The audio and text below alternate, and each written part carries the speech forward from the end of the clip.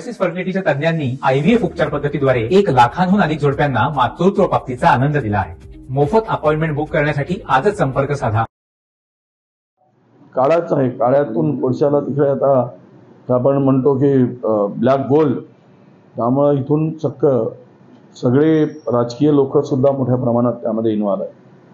सत्ताधारी असतील, विरोधक असतील, हे कोळशाच्याच मागे असतात त्या भागातील आणि प्रचंड पैसा त्यातून मिळवत आहेत, सगळे मिळवत आहेत.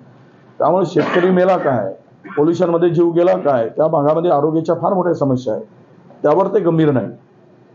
लोक घेऊन जातात तक्रारी, पण त्या कोळशाच्या खाणीकडून, कोळसा मालकाकडून सगळे हप्ता वसुली सुरू आहे. सत्ताधारी वसूल करतात आणि विरोधकही वसूल करतात. हे आम्ही सांगतो, कुठलाही माणूस त्यामध्ये त्या भागातला त्या लोकांसाठी लढत नाही.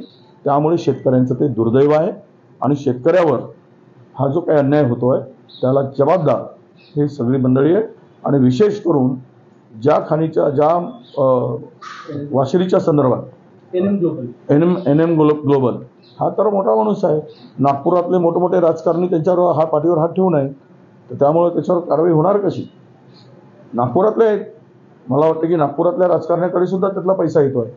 शेतकरी गेला, मेला, शेतकऱ्याचं पीक उद्ध्वस्त झालं, शेतकऱ्याने आत्महत्या केल्या, तरी काही पडणार नाही. पण आम्ही लक्ष घालू, आपण निदर्शनास आणून दिलं. आणि हा केवळ प्रदूषणाचा प्रश्न नाही, तर ब्लॅक मार्केटिंगचा देखील आहे. ब्लॅक मार्केटिंग आहे, त्यामध्ये कचरा मिसळला जातोय, ती डस्ट मिसळली जाते, याच्यातून प्रचंड पैसा मिळवला जात आहे. अधिकाऱ्यापासून सर्व राजकारणी त्यामध्ये इन्व्हॉल्व आहे.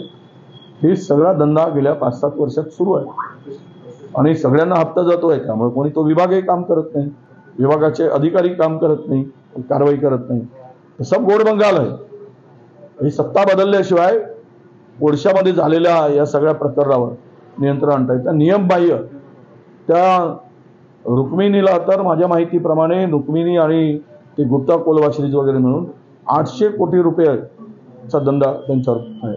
ते दंडाची वसुली होत नाही, पण धंदा मात्र सुरू आहे.